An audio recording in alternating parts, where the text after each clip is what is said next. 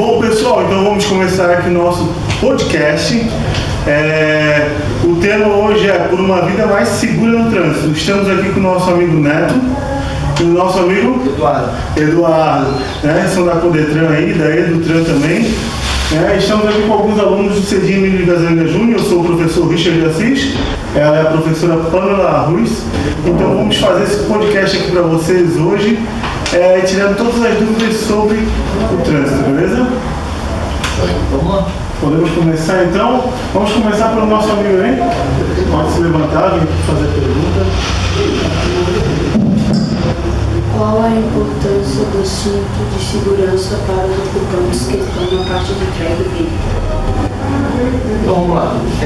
Uma breve apresentação, né? Meu nome é Eduardo, sou diretor de fiscalização e educação para o trânsito. Antigamente trabalhava na fiscalização e a importância do cinto de segurança, ele é um dispositivo que vai fazer a retração do corpo do passageiro no banco. Ou seja, ele vai segurar para que quando o veículo sofrer uma desaceleração muito rápida, o teu corpo tende a ir para frente e se não tiver nada para parar, ele vai indo até ser jogado para fora do carro, né?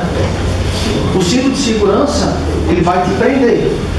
E o banco de trás, ele vai te prender a ponto de te segurar no banco de trás para tu não se chocar com o passageiro ou o condutor que está na frente. Então ele pode bater a cabeça na nuca do motorista, do passageiro, da frente, e o trauma é muito grande. Então, apesar de atrás a gente se sentir um pouco mais seguro, porque tu tendo de se segurar, tu coloca a mão na frente, tu não dá conta. Então tem que botar o cinto de segurança para evitar um acidente com lesões graves e até a morte. Exatamente. Então, me chamo agente Darício Neto, sou agente da Codetran há 13 anos. Só para complementar, ISO para não levar multas. E uma hora ou outra o condutor vai ter que fazer uma freada brusca. E principalmente o uso do cinto de segurança no banco de trás. As pessoas só estão pensando na multa. Na frente há um ângulo bom de visão de frente para quem está fiscalizando, e as pessoas só estão pensando na multa. E acontece assim muito acidente assim que ocasiona morte por o passageiro atrás não estar com cinto de segurança? Acontece bastante. Dentro da cidade, a velocidade não chega a ser tão grande a ponto de dar um acidente com um vítima no banco de trás. Mas em rodovias, em vias que andam mais rápido, assim, por exemplo, cidade de Curitiba, São Paulo, tem vias dentro da própria cidade que anda a 80, 100 por hora, às vezes marginais ali. E ali sim, dentro de Itajaí, a 50 por hora, que é o máximo que a gente permite ali, não chega a dar uma lesão com morte. Mas a gente já viu lesões de face, de traumas, de quebrar osso debaixo dos olhos, dente, nariz, acontece. Eu mesmo, quando ando de Uber, porque sou muito usuário do Uber, eu sempre sento, coloco, que agora tem que sentar no banco de trás, eu sempre sento, coloco o cinto de segurança. Porque eu me sinto mais seguro, realmente, né? Porque quando eu estou sendo cinto de segurança, às vezes dá uma freada brusca. Já aconteceu de eu estar no celular, dar com a cabeça no banco da frente, né? E os Uber, eles mesmo relatam, nossa, estou usando cinto, que eles acham estranho eu estar usando cinto. Mas seria uma cobrança até do próprio motorista, né? E é uma questão cultural, assim. Exatamente, uma questão cultural. É hábito. Por exemplo, assim, antigamente, nós que somos mais velhos, a garotada aí não, mas quem veio de uma geração mais antiga como a nossa, não tinha o hábito de usar dentro da cidade. Hoje já tem. Hoje, se eu entrar no carro e não colocar o cinto, parece que está faltando alguma coisa. Porque eu estou sem roupa, parece que falta algo. E no banco de trás, a gente está tomando essa consciência. Até mais velhos como eu, como vocês, antigamente, muito menos ainda. Agora eu já me habituo a colocar tudo. Mas é uma questão cultural de hábito. Por isso que a gente está aqui conversando com essa gurizada para que eles possam adotar essas medidas para que no futuro eles passem a usar o cinto de segurança no banco de trás. Ah, sim. Eu lembro que na minha infância né? Na frente também não se usava o cinto. Não. Sim. Aí quando a gente ia pra praia, que eram uns 15 quilômetros, aí tinha que usar o cinto. Porque tinha fiscalização também. Exato, passava pela PRF, né? Era no meio da E às vezes o cinto não estava funcionando, mas botava o cinto em cima para passar. É só fazer e colocar. E hoje, né? Não adiantava de nada, porque dando um acidente. É só preocupação com a multa. Sim, é só preocupação com a multa. Eu tenho um exemplo claro em casa que quando nós adentramos no carro, eu só limpo o carro quando todos estiverem de cinto. Aí minha filha me questionou, minha filha tem 7 anos. Nas primeiras vezes, questionaram por que eu tenho que botar o cinto aqui atrás. Falei, por causa da sua segurança, porque uma hora ou outra eu vou frear o carro. Isso é inevitável, vou dar uma freada brusca e eu não quero que você se machuque. Nós fomos educados a botar o cinto ao não receber a multa. A nossa geração, essas gerações, nós somos educados a gravar placas e procedimentos. Nós não sabemos os porquês do trânsito. Por que o cinto é tão importante? Por que eu não posso virar à direita? Por que eu tenho que esperar o sinal vermelho? A grande verdade é que nós não fomos educados para entender os porquês, e sim o que você deve fazer para não ser bonito. Dessa maneira. Vamos lá, Ana Vitória. Quais são os requisitos para qualidade profissional? São os. Repete pra mim, por favor. Repete um pouquinho. Mais devagar. Tranquilo, né? Quais são os requisitos de qualidade profissional do motorista? São os requisitos e qualidade. Antes de ser motorista, a pessoa é um ser humano, então tu tem que usar da empatia, tu tem que usar da educação. Então, antes de ser ou motorista ou condutor, tem que ser uma boa pessoa. Tem que ser uma pessoa calma, não pode ser uma pessoa briguenta. Então, tu já tem que ter uma educação. Tu tem que tirar a carteira de habilitação. Para tirar a carteira, tem que saber ler e escrever, né? Para poder identificar as placas, tem que fazer uma prova. E para ser um bom motorista, tu tem que seguir as regras de circulação de trânsito. Então, como na escola nós temos as regras da matemática, por exemplo, que para fazer uma conta, 2 mais 2 é igual a... Tem um procedimento no trânsito, tu também tem que fazer alguns procedimentos. Entre eles, adotar direção defensiva, entre eles, tu adotar cuidados para o teu corpo. Por exemplo, tu não dirigir com sono, tu não dirigir cansado, tu não dirigir com uma falta de visão, porque caiu um cisco no teu olho e tu entra no carro já com aquele cisco ruim no olho, tu não consegue dirigir. Então tu tem que parar, resolver primeiro esse problema para depois dirigir. É um conjunto de ações. Os requisitos são esses: educação, calma, ter um conhecimento técnico para ser habilitado, e na hora de dirigir, cara, ter empatia, pensar que dentro do outro carro, da outra moto, é um pai de família, é um parente nosso, vai ser tua mãe, vai ser teu pai, e são pessoas que estão lá. Então a gente, às vezes no trânsito a gente trata as pessoas como se fosse mais uma placa, mais um semáforo, mais uma lombada, e não faz mal se tu passar por cima do semáforo, não faz mal se tu pular a lombada, e às vezes não faz mal se tu passar por cima da pessoa também. Tem gente que é assim, vou espremer o ciclista porque ele não tem importância. Não, aquele ciclista é um pai de família, uma mãe, uma avó, é alguém da escola, é uma criança que o pai está esperando em casa. Então tu tem que ter empatia, saber que lá é uma pessoa e essa pessoa tem que ser respeitada como um todo. Exatamente. A pergunta da Ana foi bem pertinente, só para complementar, né, o que o Eduardo falou. Eu fui muito feliz na empatia. Nós não precisamos de bons motoristas, nós precisamos de cidadãos. Se você é um bom cidadão, não tem dúvida que você vai se tornar um bom motorista. Porque o bom cidadão vai respeitar o seu direito,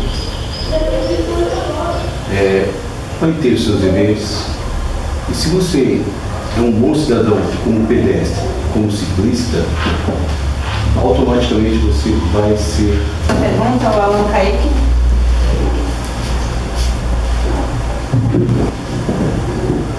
O que é a direção defensiva? Você vai se defender de uma situação provável de risco, como também vai proteger todos que estão em sua volta. Certo? Situações são de direção defensiva. As normas, as leis, enfim, elas foram criadas todas para que todos tenham o maior grau de segurança no trânsito. Já reduz um pouco a velocidade. Está passando num lugar movimentado, com pedestres dos dois lados atravessando, de um lado para o outro. Então já reduz a velocidade, já fica mais atento. Até hoje eu sofri 2 acidentes de trânsito somente. E os 2 acidentes que eu sofri realmente foram acidentes, não foram sinistros, porque as 2 vezes foram de moto. Uma vez eu estava vindo com a moto, gente, assim, pela minha direção defensiva. Eu estou vindo, eu vejo o camarada ultrapassou outro motorista lá atrás. Eu estou vendo que ele estava na contramão, já jogo para acostamento, por quê? Porque eu não vou ficar ali e pagar para ver ele voltar, né? Eu vou jogar para acostamento porque eu sei que vai dar melhor, né? Então, assim, a direção defensiva a gente acaba protegendo, eu digo sempre assim, a gente não tem que se preocupar tanto com a nossa... Cuidar do outro, né? A gente tem que cuidar mais do outro, entendeu? Então isso aí pra mim que é direção defensiva, a gente cuidar mais do outro do que da gente mesmo, né? E eu acho que pensar que o outro pode errar, né? Que ele não vai respeitar. Antecipar o erro do outro, né? Exato. Ou o erro, ou a infração, a pessoa... Olha, a gente vê aqui no São Vicente, até aqui no Cidade Nova, tem um monte de transversal, né?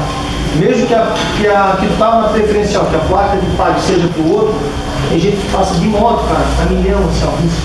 Pô, mesmo que a placa de pague seja para o outro, eu também tenho que vir devagar, dar uma olhada, porque se o cara lá não respeitar essa placa, vai bater de frente comigo, vai os dois para o hospital. Então tem que se antecipar. Ver que o outro, ó, o cara vai poder errar, então eu já vou segurar.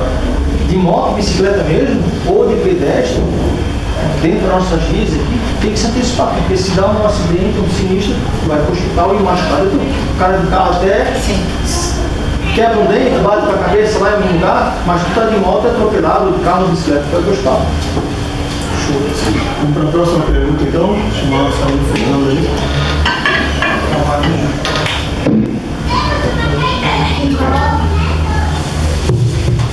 Qual a ordem de preferência da sinalização? A ordem de preferência?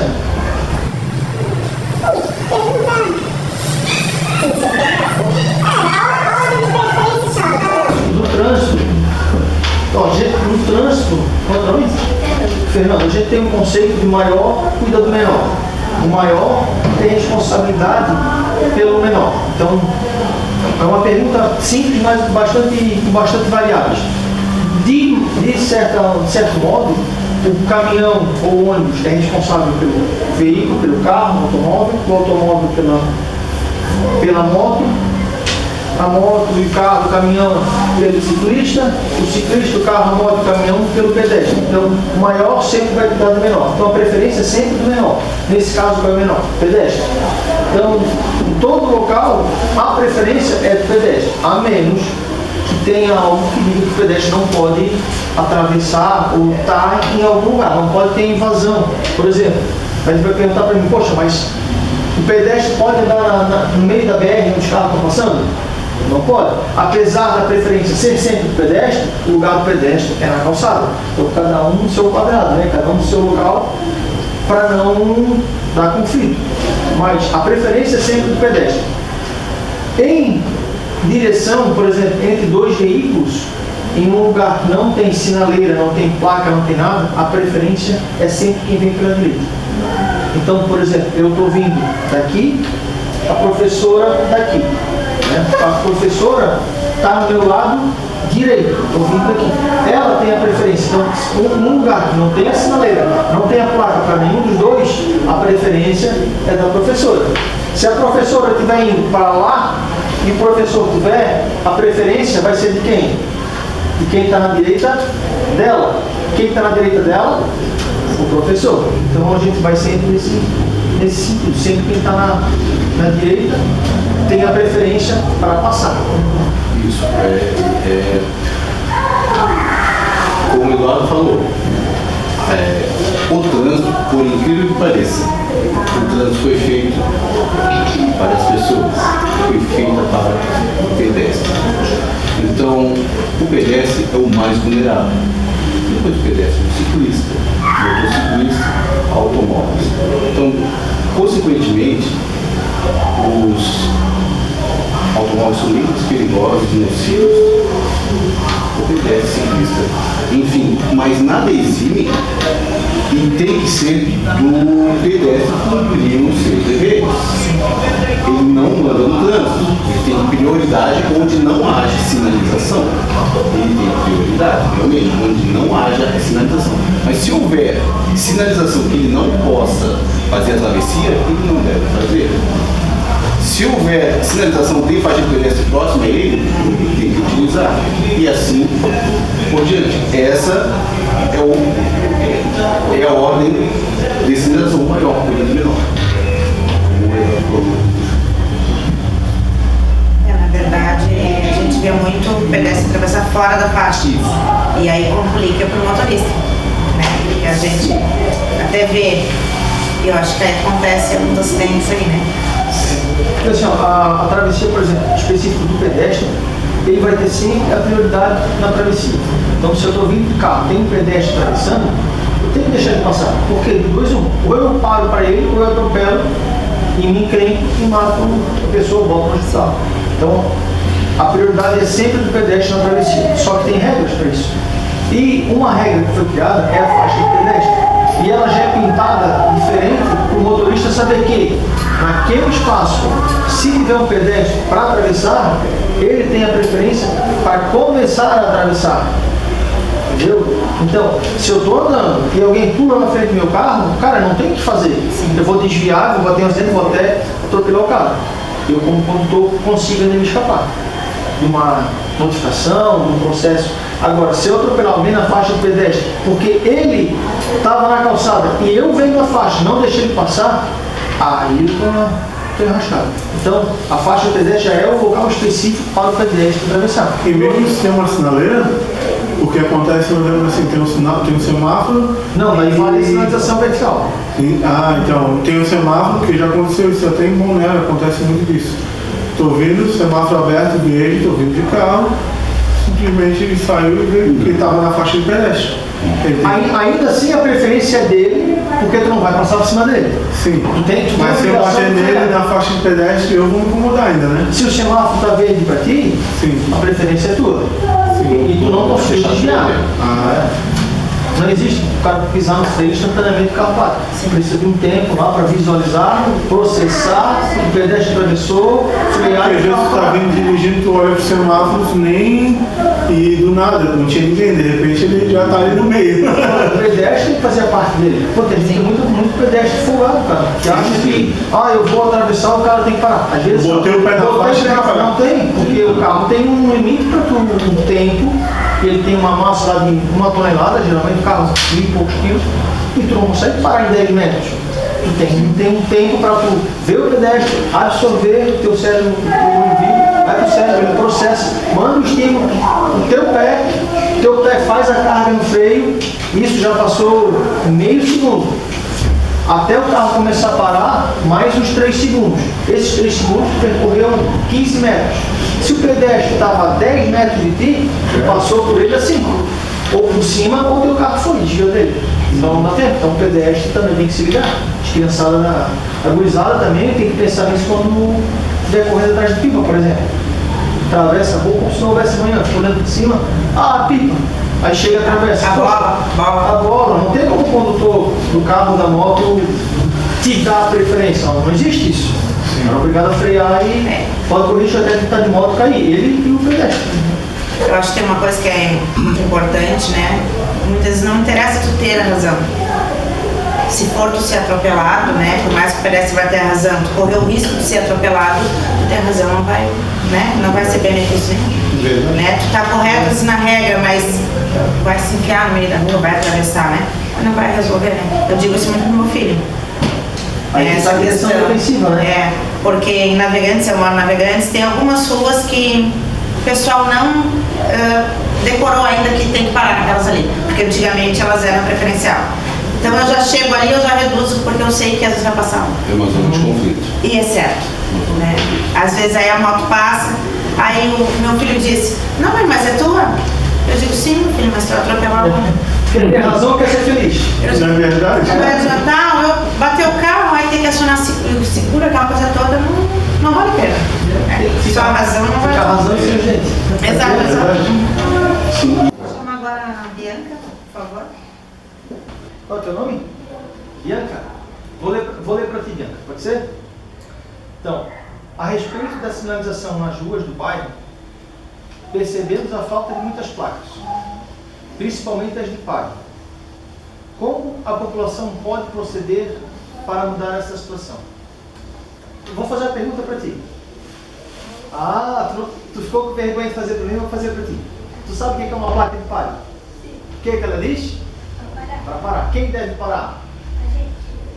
O carro. O carro. Isso. Então, assim, ó, qual é a pergunta? Que tem muitas placas de locais que a gente percebe, ou a população percebeu, que não tem, está faltando placas. Como que a Codetran, como é que a população pode avisar a Codetran? Essa é a pergunta. Viu? Estou vivo. Então, olha só, vou fazer para o Idalista, para o Neto. Então, como é que a população pode proceder? Liga para alguém? Como é que faz? Exato, como que faz? Existem várias maneiras, certo? Nós temos o telefone do Codetran, que é o 153. Pode fazer a ligação. Obrigado. Isso. Fazer a ligação para o Codetran e avisar que naquele trecho, naquela rua, enfim, necessita de uma placa de parada. E não só de parada obrigatória, como para que possam analisar a circulação daquela via em que possa ser de mão única, proibir um lado de estacionar, enfim, outras placas. Mas pode ligar para o Codetran ou mandar um e-mail que é no sinalização@itajaí.pc.gov.br. Isso. Falando sobre o que acontece naquela rua e a necessidade de ou placa ou um estudo sobre aquela situação. Por isso foi a pergunta, né? Porque às vezes a gente tem, com certeza, sabe que vocês não sabem que não tem aquela placa ali, ou que ela não está mais ali. Né? E a população não se deu de conta, está faltando, né? Porque até foi um dos questionamentos, quando eu e a professora, quando levamos os alunos para fazer a pesquisa de campo, um dos grandes questionamentos foi esse, né? Tá faltando sinalização aqui. Sim. Deu um acidente aqui porque falta sinalização. Entendeu? Então, e daí eles nem sabiam o que fazer. E nós também não sabíamos falar para eles assim, liga para a Codetran ou fala para o e-mail, né? Aí ficamos o quê? Vamos ver essa solução para vocês, entendeu? Por isso que até a gente está fazendo esse podcast hoje, até mesmo esse questionamento Para responder algumas questões. foi a questão assim, não só dos alunos daqui, do nosso CEDIM, mas sim da comunidade em geral, porque esses alunos foram atrás, foram perguntando. Por favor, nos avisem. Não só da placa de palio, mas outra sinalização que está dentro da Faixa, por exemplo, de pedestre. Porque a gente tem uma programação para recuperação e para troca, né? Só que às vezes tem locais que tem uma certa urgência e a gente pode atender como prioridade de maneira extraordinária enquanto as outras são feitas também. E essa questão da placa também, a questão da reivindicação, né? Um exemplo assim, na rua do lado da minha casa foi reivindicar que fosse uma única. Também é nesse mesmo órgão que a gente faz essa reivindicação. Pode ir lá. No 153, nesse e-mail. Na verdade, daí para fazer uma troca, para tu fazer uma troca de uma implantação de uma nova sinalização, aí requer um estudo, requer uma análise de caso, Se é para ver viável se é ou não. viável, para ver os impactos. É igual lombada, todo mundo que quer coloca uma lombada na frente da sua casa, na frente do outro não. Então imagina, nós temos 100 casas na rua, 50 de um lado, 50 do outro. Todo mundo quer que seja na frente da sua. Aí tu vai ter 100 lombadas, tu vai ficar andando numa tábua do gramado. Não existe, né, cara? Então, não é, eu quero uma lombada porque o carro está passando rápido. O carro passa rápido aqui, passa rápido lá, passa rápido em qualquer lugar. Então, o problema não é a falta da lombada. O problema é o condutor que tem que se adequar à sinalização. Então, tem que ter os conceitos de definição defensiva, empatia, calma, respeitar a sinalização de velocidade. Não adianta tu colocar um obstáculo físico. Claro que o obstáculo físico é importante para a coletividade, para proteger uma situação coletiva na frente de uma escola, na frente por exemplo, um posto de saúde que vai passar bastante gente, talvez pessoas debilitadas, um hospital, pessoas debilitadas para atravessar a rua, ou na escola, alunos, crianças. Então, ali são situações diferentes. Chegar a implantar quero fazer uma mão única aqui porque para mim é melhor. Tem que ver o entorno, o impacto. Porque o trânsito, ele sempre vai dar algum retorno, ou positivo ou negativo numa mudança. Às vezes tu muda aqui na frente, tu proíbe alguém vir lá para cá, essa pessoa que fazia uso dessa via para vir para cá e agora não pode mais, ela vai usar outra para vir. Então, se as outras do lado já estão cheias, vai ter que pegar mais o trânsito dessa e jogar para cá. Então vai ter um impacto negativo. E a gente precisa ver esse impacto dessa mudança, se vale a pena ou não fazer. Fazer impactos positivos, né? Tem que ver. Sim. Até porque as nossas ruas, elas foram projetadas há quantos anos? 50 anos atrás. O nosso trânsito é completamente diferente. Os carros se proliferaram. Estacionado dos dois lados, hoje em dia, na grande maioria das ruas, não cabe mais. Ou vai, ou vem. Por isso que a gente precisa da ajuda da comunidade. Minha rua tem muita dificuldade, minha rua não dá para mais. Enfim, para nós irmos, fazemos o estudo de casa e fazer essas mudanças. Porque a sinalização, a engenharia de tráfego, como nós falamos, ela é primordial. Primordial. As placas, estacionamento de um lado e do outro. Uma pergunta para vocês, agora falando sobre placas, como os porquês. Vocês sabem por que as únicas duas placas de trânsito, a de deu preferência, que é o triângulo, e a parada obrigatória, as duas são as únicas diferentes de todas as outras placas que são circulares? Então fala, por favor. Eu fui boa aluna. Para ela ser identificada mesmo virada de costas. Isso, exatamente. Mesmo se há uma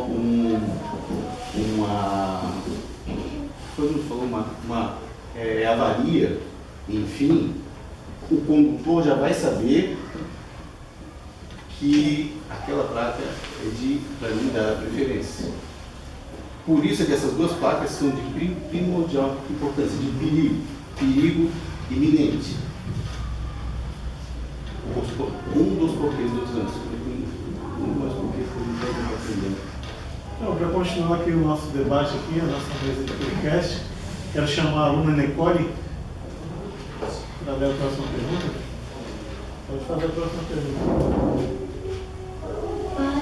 Quais as medidas implementadas pela Codentra para combater a violência no trânsito? Pode ser? Então tá. As medidas, as principais, são a fiscalização, que a gente fiscaliza a conduta do condutor, do motorista, a situação do veículo e a educação. O que a gente está fazendo aqui, conversando com a comunidade, seja na escola, seja em palestras, nas empresas, mudar o conceito sobre o trânsito. O Codetran se preocupa muito, tem um pilar que é a defesa da vida. Então a gente faz de tudo para proteger a vida. Embora a gente ache que tudo está errado, hoje o nosso trânsito é ruim, o trânsito da Jair não anda, o Codetran não faz o trabalho perfeito, mas a nossa cidade tem poucas mortes envolvendo acidentes de trânsito ainda. Se fazer o percentual por habitante em relação a outras cidades, nosso número de mortes é pouco. O nosso número de acidentes também não é grande, com grandes vítimas, né? Tem os acidentes que a gente chama de 99, bate-bem. E é o fruto do nosso trabalho, com certeza, com toda certeza, se a Codetran não estivesse atuando, esses números seriam maiores para pior. Então a gente sempre está fiscalizando, sempre está orientando e sempre está educando. O Arthur agora, vamos chamar? Por favor, Arthur.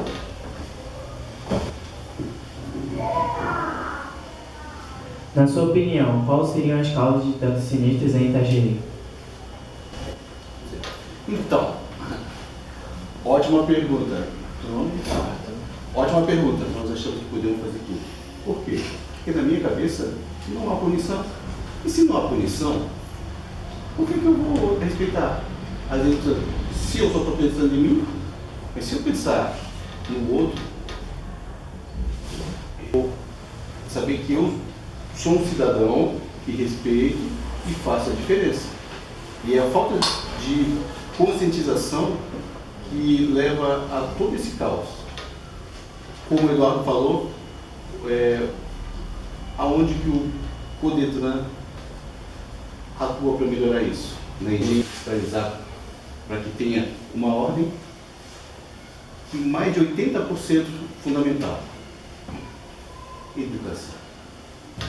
Veja esse vídeo, mude um pouco os seus hábitos, que é nos pequenos hábitos que a gente transforma muita coisa no trânsito. E aí... Se eu não me engano, eu acho que eu vi em algum lugar, talvez foi no site de vocês, que o número de mortes ali na população masculina, eu acho que é entre 25 e 40 anos no trânsito, né? Que é bem superior a feminino, né? A mulher eu acho que é um pouquinho mais cautelosa, né? E a juventude, né? A gente vê que é a juventude.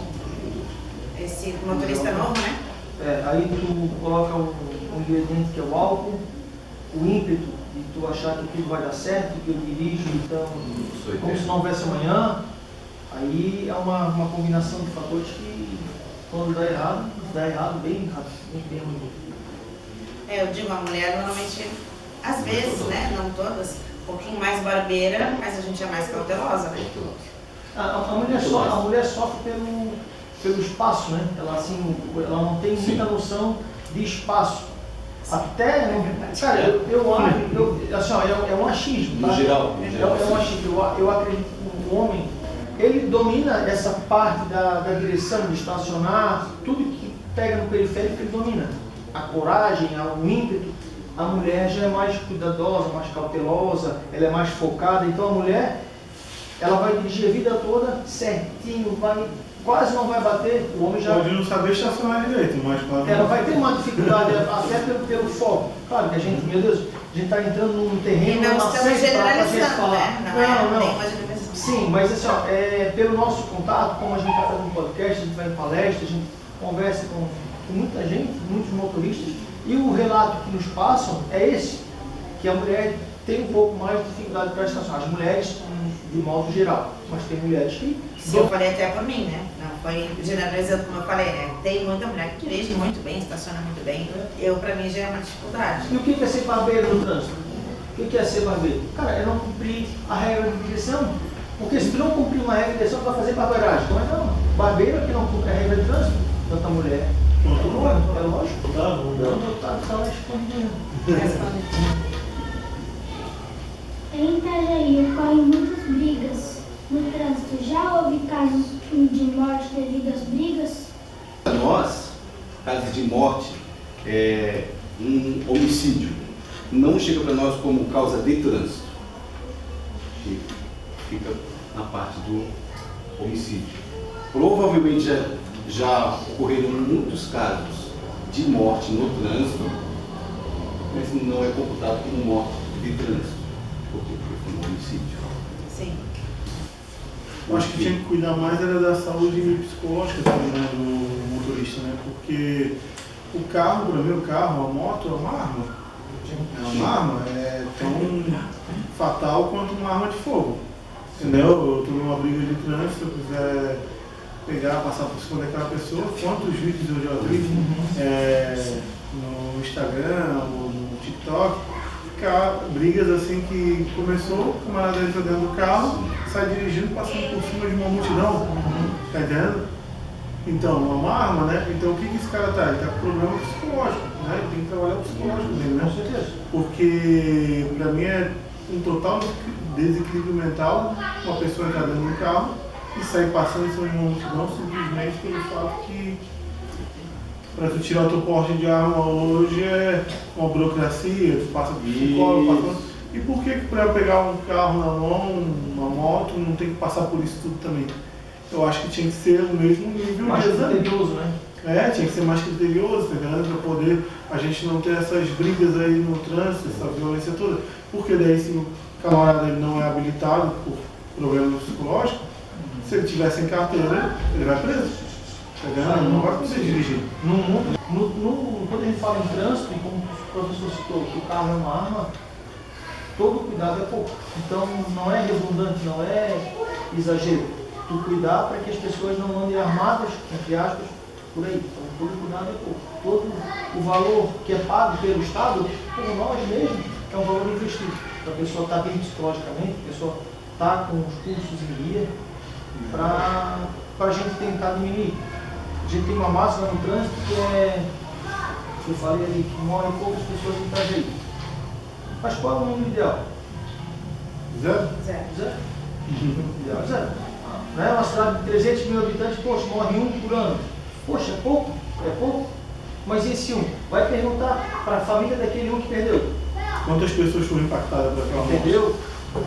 Então, a gente tem que cuidar, cara. Porque a gente sempre fala assim, eu pelo menos sempre trato que lá no começo do podcast eu falei, cada pessoa é uma unidade que está cercada por outras e esse impacto nas outras pessoas é muito grande. Então aquele cidadão que morreu, ele é um pai de família, ele deixou uma esposa, deixou um filho, aquele filho vai crescer sem pai, né, sem a mãe, e às vezes é um jovem que se casou, tinha planos, e a gente às vezes trata só como é um acidente, um caso de morte, um caso de violência no trânsito, um matou o outro, ele trata como número e trata como banalidade. A gente tem que tratar com mais seriedade. E nós queremos tanto zero de sinistros, de acidentes, né? Poxa, a gente quer tanto, né? O que nós estamos fazendo? O que a gente está fazendo para chegar nesse nível? É cada um analisar, né, o que Se autoavaliar? tem que fazer para melhorar. Então, os animaizinhos de estimação, né? O pet, como que eles devem ser transportados? Bem, para o transporte do pet, tem toda uma regulamentação. Hoje em dia, eles têm que estar naquelas caixas de transporte, né? Um equipamento que é vendido em larga escala, em pet shop, em agropecuárias. É uma caixa que ela tem um espaço ali para formar com o cinto e deixar ela presa no cinto de segurança. Lembrando que dirigir com um cachorro com colo é uma infração de trânsito, tanto de carro quanto de moto. Por incrível que pareça, até de moto, a gente já viu. É engraçado, é bonitinho e tudo, mas é muito prejudicial, tanto para o animal quanto para o condutor. Porque o animal pode ver uma outra situação, outro cachorro ali, e sair do teu colo de maneira brusca, e tu vai segurar ele e tu vai acabar caindo da moto, ou se for de carro, tu pode se engatar ali no volante e ir para baixo dos pedais e tentar, vai machucar o animal. Então, ele sempre é condicionado no banco de trás, com ou a guia amarrada no cinto, ou essa A caixinha também amarrada no sítio, ela tem uma guasca que tu passa ali, que a gente fala, uma guasca, tá tipo um nó assim, num pino que tem, ela fica presa no banco de trás. E para a saúde do cachorrinho, do gato, né, cara? É muito melhor ele estar lá do que estar lá na frente, com certeza. Mais seguro, né? Poxa, mais seguro até pra gente, pra né? todo mundo, pra todo Porque mundo. num caso de um acidente, ele pode bater, pode. Aí vai voar. Ele vai voar dentro do carro. Você tá com uma criança dentro do carro, pode bater numa criança. Aí vamos supor, tô levando um cachorrinho no banco da frente e minha filha no bebê conforto no banco de trás. Dá um acidente, Sim. ela pode estar com seguro ali, mas aí aquele cachorro pode pegar e acabar machucando ela. Então, tem uma perguntinha que é: com essa nova zona azul aqui em Itajaí, como será a fiscalização da Codetran? E quais benefícios ela trará para o município? Então tá, olha só, a Zona Azul é um estacionamento, é uma maneira de providenciar que todos os veículos estacionam por um período no centro da cidade ou nos locais onde está implantado. Então o que acontecia antigamente? Todo mundo estacionava em qualquer lugar, deixava o carro a tarde toda e poucas pessoas podiam fazer isso, porque o número de vagas é menor do que o número de carros. Então, se vamos pegar um número de 100 carros, só 50 poderiam estacionar, os outros 50 tinham que estacionar ou fora, muito longe, ou nem conseguiam estacionar. O que a Zona Azul vem para fazer? Ela vem para ordenar esse estacionamento para que aqueles 100 veículos consigam estacionar naquelas 50 vagas. Então, propõe uma rotatividade. Estaciona um pouco aqui, daqui a pouco esse é obrigado a sair estacionando lá na frente, essa vaga já fica livre para o outro poder estacionar. É feito de uma maneira que todos possam estacionar, tem um custo para poder operar isso ali, que é por isso que é cobrado o valor do estacionamento. E o propósito é a coletividade. Como é E feito? tem recurso não para esse auto de infração? Toda notificação tem recurso. Toda notificação, toda pessoa notificada antes de gerar uma multa, porque a multa é só quando chega o valor para te pagar. Essa é a Eu multa. pergunto isso porque antes na Zona Azul, antigamente, tinha aquelas moças que te davam, dava um papelzinho, daí aquele papelzinho tu pagava uma taxinha lá e daí não ganhava. Não pode mais. Não pode mais. O Código de Trânsito ele é bem claro quando ele diz no artigo que ao verificar a infração, o auto deverá ser levado. Então não te dá margem para corrigir. Aquilo dava uma margem para Na verdade é uma coisa errada, né? Se a gente for analisar. Para correção. Pagando não é errado.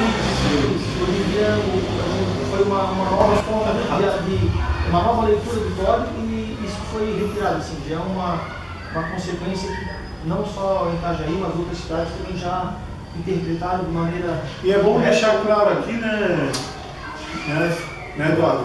Porque, para quem está assistindo a gente hoje, a parte desses autos de infração, dessas multas, elas têm uma porcentagem que é revertida para a educação no trânsito, não tem?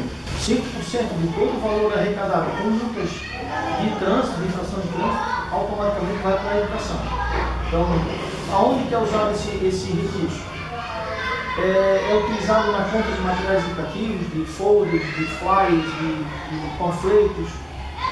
Compramos também equipamentos, computadores, notebooks, para a gente poder vir levar nas escolas palestras, informações sobre trânsito, ações que são feitas no Maio Amarelo, como a gente fez no Maio Amarelo agora, 2 simulados, um evento, um seminário para a gente tratar sobre sinistro de trânsito.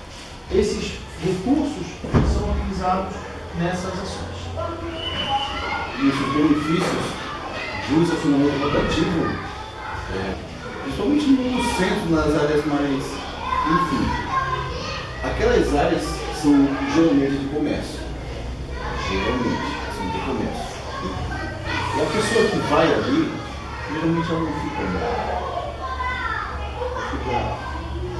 ou fica uma hora, mas não fica a manhã inteira, não fica o dia todo. Chegando ali, ela vai pagar a tarifa fracionada. 15 minutos, 20, 30, 40.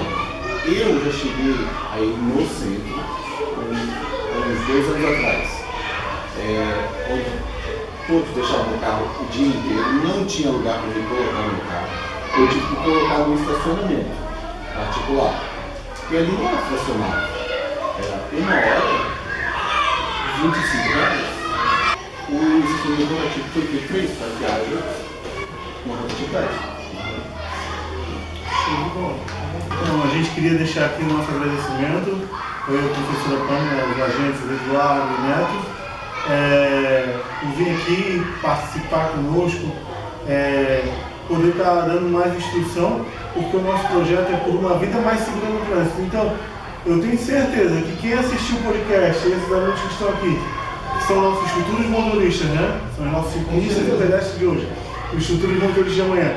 Se eles aplicarem cada palavra que a gente falou aqui hoje, com certeza a gente vai ter uma vida mais segura no trânsito, né? Professor, a gente agradece, professor, a oportunidade, o espaço, o carinho que a escola nos convidou e deixou a gente usar esse canal para a gente trazer um pouquinho dos fundamentos do trânsito e poder colaborar de forma pequena, mas com grandes perspectivas de mudança lá na frente com os alunos.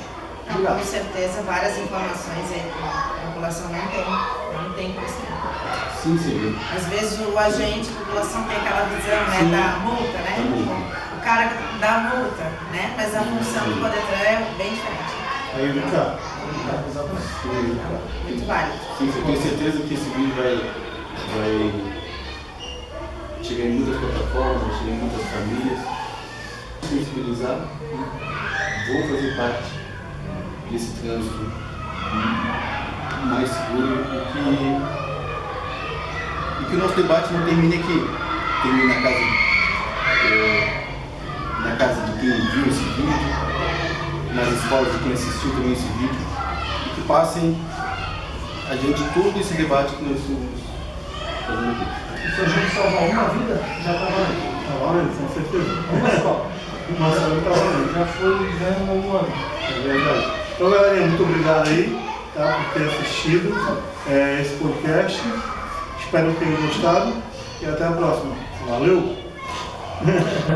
Tá, tchau, rapaziada! Tchau!